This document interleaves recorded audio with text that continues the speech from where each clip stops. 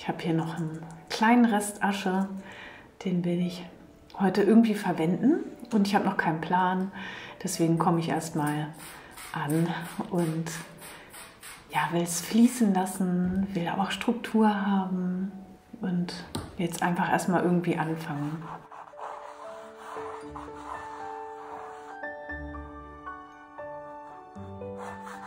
Mit den Fingern hier irgendwie ein bisschen rumschmieren macht auch Spaß, finde ich. Also gerade jetzt kann man das ja so wunderbar machen. Und das inspiriert ja auch einfach. Also auch diese Bögen hier inspirieren mich gerade. Einfach auf. Irgendwie dazu streuen und gucken, was passiert. Ja, jetzt könnte ich auch die Hand nehmen. Aber ich brauche erst noch ein bisschen Wasser, denn das ist doch ein bisschen zu trocken. Und mit dem Wasser fängt es jetzt hoffentlich ein bisschen an, sich auch aufzulösen. Und ja, es passiert mal wieder total viel. Viele Streifen, aber auch Farbe. Es entsteht ja auch eine schöne Farbe. Und es ist ja so ein bisschen wie Aquarell dann auch, wenn du hier mit dem Wasser so schön arbeitest. Und diese Streifen mag ich natürlich gerne, die da ja so zufällig auch auftauchen.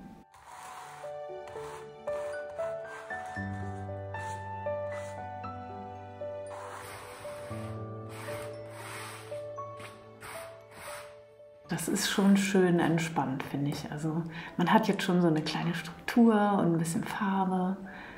Und jetzt kann ich hier Spachtelmasse dazugeben. Ich hatte mir das vorher überlegt, also ich habe mir die vorher angemischt und hatte vorher mir schon gedacht, ich will was mit Strukturen, aber wie jetzt genau und was da jetzt passiert, das sehe ich erst jetzt. Aber jetzt kann ich eben auch danach greifen und weiter einfach machen.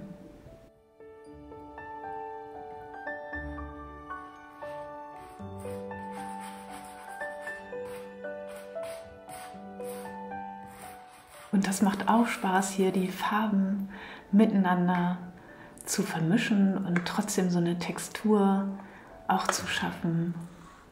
Und ja, die Masse verbindet sich so ein bisschen mit der Farbe und dann entsteht einfach auch wieder was Neues. Und das kann man nicht planen. Das ist einfach so und das ist ja auch das Schöne an dieser Arbeit. Hier ist so ein bisschen rumexperimentieren und gucken, was man für neue Texturen noch wieder reinbringen kann. Was ich auch immer wieder feststelle, was ich so gut finde, dass man hier mit sich so viel Zeit nehmen kann. Also das kann man so langsam hier machen, hin und her schieben, experimentieren und ja, man hat einfach so viel Zeit.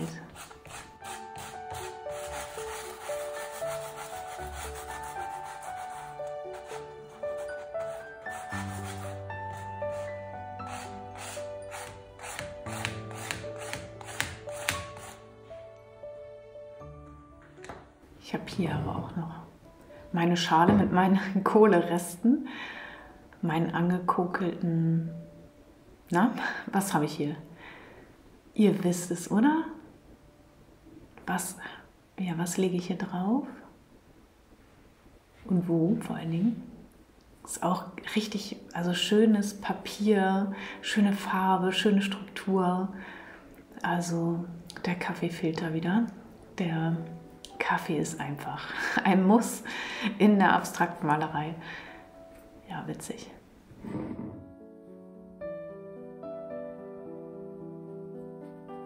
Hier kann man einfach am besten mit den Fingern auch arbeiten. Also nutze deine Finger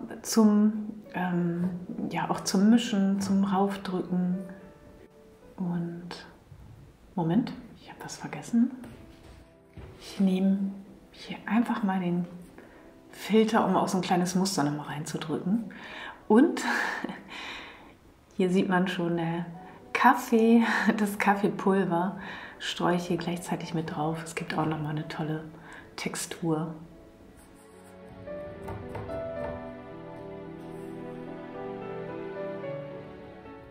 Kann man auch gleich den Tisch hier wieder sauber machen. Das ist alles gut fürs Bild. Mit dem Filter kann ich das schön hier auch randrücken. Das geht jetzt tatsächlich besser als die Hände.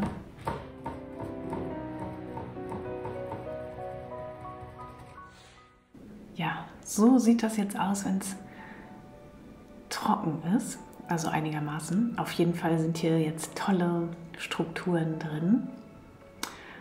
Und ich überlege, wie ich jetzt weitermache. Ich nehme jetzt einfach nochmal braun. Ich habe nämlich keinen Kaffee, ich habe hier nur Filter, aber sonst hätte ich jetzt wahrscheinlich Kaffee genommen. Und ich weiß gar nicht, ob der Farbton mir jetzt heute gefällt. Ja doch, leicht grünlich, aber ich will auch ein bisschen Gold haben. Hier kann ich ruhig so raufschmeißen. Es macht Spaß, ist auch nicht so viel in meinem Schälchen drin.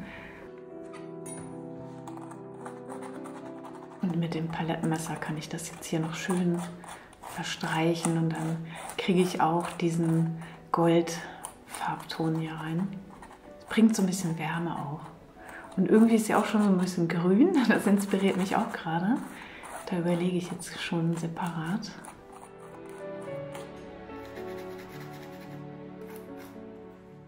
Ja doch, der grünliche Farbton. Nee, ich lasse den. Ich nehme den einfach auf. Ich habe hier grün, ich habe mir alle Farben hingestellt. Aber ich nehme das Grün. Das hat mich jetzt inspiriert. So ist das. Darauf kann man dann hoffen, dass dann halt genau so was passiert. Das weiß man eben nicht. Also ich wusste jetzt auch nicht genau, welche Farbe ich jetzt nehmen werde.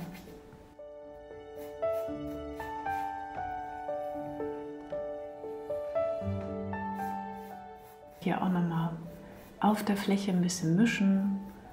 Kriege so auch weichere Übergänge. Das ist ja oft ein Thema bei euch. Und so weich müssen sie aber auch gar nicht sein.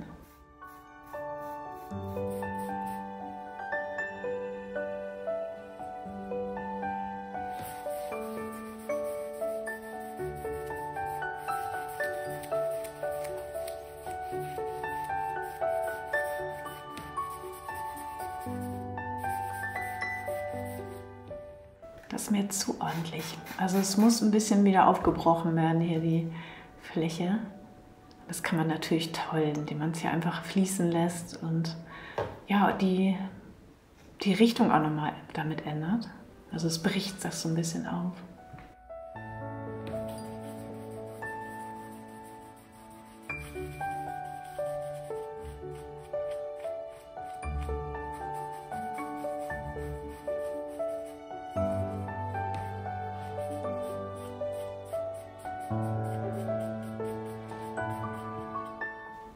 Ich könnte hier noch mal so ein bisschen was raufschmeißen, ein bisschen verdünnen, aber vorher noch die Farbe.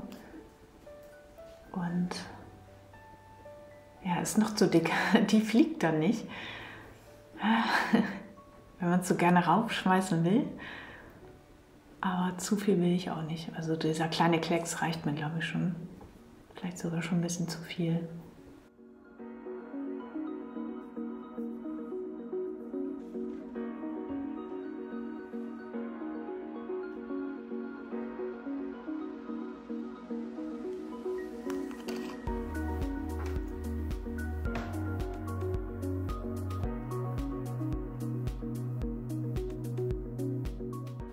Ja, so viel muss da gar nicht mehr passieren.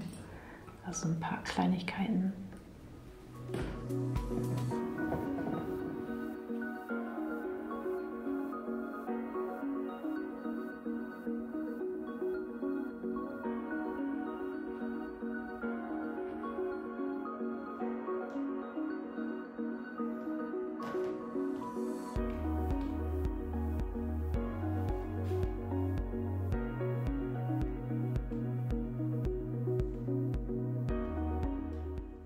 Ich lasse es so. Ich könnte jetzt auch noch mal wild von vorne anfangen, aber nein. Ja, heute über Nebelfelder, nee, über Asche sind wir heute gegangen. Genau, mit einem kleinen i-Tüpfelchen Türkis. Ich weiß noch nicht, ob ich es lasse oder rausnehme.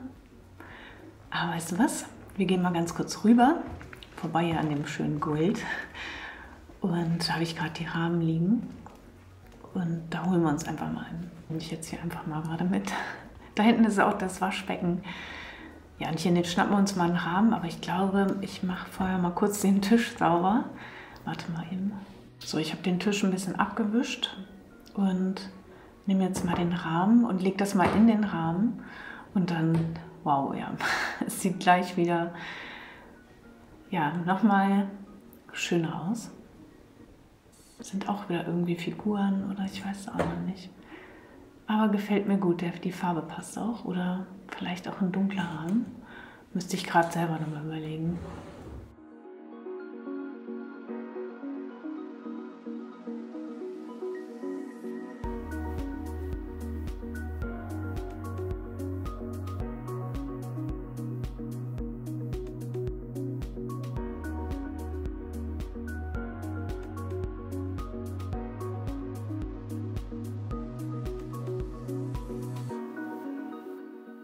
Mit Strukturen zu arbeiten, ist immer wieder schön. Also es macht einfach ganz viel Spaß, es passiert so viel und man kann eben gucken, was passiert da jetzt eigentlich. Und auch gerade mit der Asche, ich konnte das jetzt hier nicht zeigen, wie ich die Asche mache, weil eben auch viele mit ihren Enkelkindern oder Kindern hier sitzen und zuschauen und deswegen möchte ich das einfach nicht zeigen. Genau, aber es ist ja kein Problem. Du weißt sicherlich, wie man das machen kann. Also ich nehme immer wieder gerne den Kaffeefilter, das Kaffeepulver und ja, somit findet der Kaffee wieder seinen Weg auf die Fläche. Also mach einfach und ja, stelle die Sachen hin. Wenn du Fragen hast zu Strukturmasse, zu dem Rahmen, zu Online-Kursen, was auch immer, dann guck auch gerne auf meiner Webseite. Die verlinke ich auch immer in den Kommentaren. Und apropos Kommentare, vielen Dank für eure Mühe, auch mit diesem Hyper-Ding da.